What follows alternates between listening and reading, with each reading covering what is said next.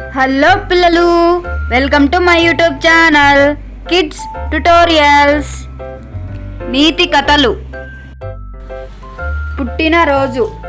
ఉదయం 6 గంటలు కావస్తోంది. రవి ఇంకా నిద్ర లేవలేదు. ఒరేయ్ రవి, లేవరా, ఈరోజు నీ పుట్టినరోజు, మర్చిపోయావా అంటూ సునీత గదిలోకి వచ్చింది. గాఢ నిద్రలో ఉన్న రవి తల్లి పిలుపుతో లేచి కూర్చున్నాడు. అది చూసి సునీత హ్యాపీ బర్త్డే అంటూ శుభాకాంక్షలు తెలిపింది.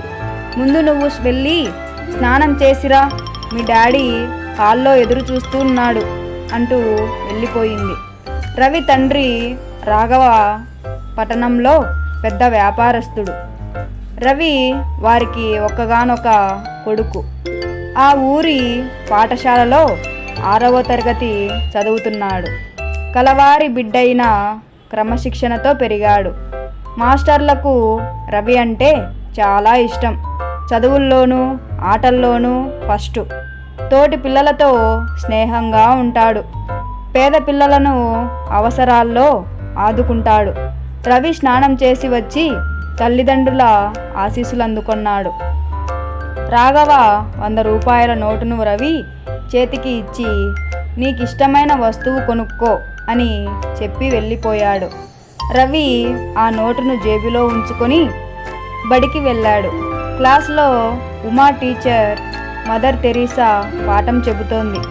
అందులో మదర్ చేసిన సేవా కార్యక్రమాలను గూర్చి వివరిస్తోంది. పిల్లలంతా ఆసక్తిగా వింటున్నారు. అప్పుడు రవి పైకి లేచి, మదర్ తెరీసా అంటే ఎవరు టీచర్ అని అడిగాడు. దీన జనులకు సాయపడాలనే తపనతో పరాయి దేశం నుంచి మన దేశానికి వచ్చింది. ఇక్కడ ఎందరో రోగపీడితులకు, అనాథ పిల్లలకు, వృద్ధులకు ఆసుపత్రులు, శిశు కేంద్రాలు, వృద్ధుల పునర వాస కేంద్రాలను స్థాపించింది. సేవాభావంతో వాటిని నడిపించి అందరి బాధలను తనవిగా భావించి వారి కోసం తన జీవితాన్ని అంకితం చేసింది. అటువంటి కరుణామయి సేవలకు గుర్తింపుగా ప్రభుత్వం ఆమెకు భారతరత్న ఇచ్చి గౌరవించింది అంటూ గోడపై వేలాడుతున్న మదర్ ఫోటోను చూపించింది. అది చూసి రవి మనస్సు భక్తిభావంతో నిండిపోయింది. ఇంతలో బడిగంట మోయింది. పిల్లలంతా బిలబిలమంటూ బయటికి వస్తున్నారు. రవి మనస్సులో టీచర్ చెప్పిన పాఠం మెదులుతూనే ఉంది. ఈ పుట్టినరోజున తాను కూడా ఏదైనా మంచి పని చేయాలనుకున్నాడు. ఏమి చేయాలా అని ఆలోచిస్తుంటే కొంత దూరంలో ఆసుపత్రి బోర్డు కనిపించింది. వెంటనే పండ్ల దుకాణానికి వెళ్ళి తన వద్ద ఉన్న 100 రూపాయలతో పండ్లను కొని ఆసుపత్రిలోని రోగులకు పంచిపెట్టాడు. అక్కడ ఉన్న వైద్యులు రవి మంచి మనస్సును అభినందించారు. ఒక మంచి పని చేశానన్న తృప్తితో ఇంటికి వచ్చాడు. రవి రావడం తండ్రి గమనించి, ఒరేయ్ రవి, ఎందుకు ఆలస్యంగా వచ్చావు? బజారుకెళ్ళి ఏమైనా కొన్నావా అంటూ ప్రశ్నించాడు. తండ్రికి ఏమని జవాబు చెప్పాలో తెలియక అలాగే తల వంచుకొని నిలబడ్డాడు. కొడుకు మౌనం చూసి, రాఘవ, ఏమైందిరా నీకు, అలా మౌనంగా ఉన్నావు అంటూ గద్దించాడు. అప్పుడు రవి జరిగినదంతా చెప్పి తండ్రి వంక భయంగా చూశాడు. అది విని రాఘవ ముఖం సంతోషంతో నిండిపోయింది. రవిని దగ్గరికి పిలిచి భుజం తట్టి, ఇంత మంచి పని చేసి భయపడతావెందుకు అంటూ మెచ్చుకొన్నాడు. తండ్రి పొగడ్త విని రవి ఆనందంతో ఎగిరి గంతేశాడు. ఆ రాత్రి భోజనం చేసి నిద్రపోయాడు. ఆ నిద్రలో ఒక కల వచ్చింది.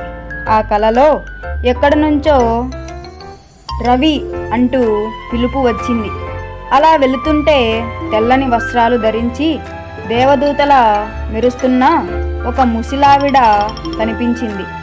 ఆమె, రవి, నన్ను గుర్తుపట్టలేదా అంటూ ప్రేమగా పలికింది. రవి ఆమె వంక ఆశ్చర్యంగా చూసి, మదర్ మీరా అంటూ దగ్గరికి వెళ్ళాడు. రవి, ఈరోజు నువ్వు చాలా మంచి పని చేశావు. అలాగే నువ్వు బాగా చదివి గొప్పవాడివి కావాలి. ఇలాంటి మంచి పనులెన్నో చెయ్యాలి అంటుంటే కల చెదిరింది. రవి మదర్ మదర్ అని కలవరిస్తున్నాడు. ఒరే రవి, ఏమైందిరా నీకు అంటున్న తల్లి పిలుపుకు రవి ఉలిక్కిపడి లేచి ఏమీ లేదని తలూపి మళ్ళీ నిద్రపోయాడు. మరుసటి రోజు క్లాసులో జరిగినదంతా టీచర్కు చెప్పాడు. టీచర్, పిల్లలు విన్నారు కదూ మదర్ ఏమి చెప్పిందో. మీరు కూడా బాగా చదువుకొని గొప్పవాళ్ళు కావాలి. మదర్ను ఆదర్శంగా చేసుకొని ఆమె అడుగుజాడల్లో నడిచి పేదలకు అనాథలకు సేవ చేస్తారు కదూ అంది. పిల్లలు అలాగే టీచర్ అన్నారు ఒక్కసారిగా.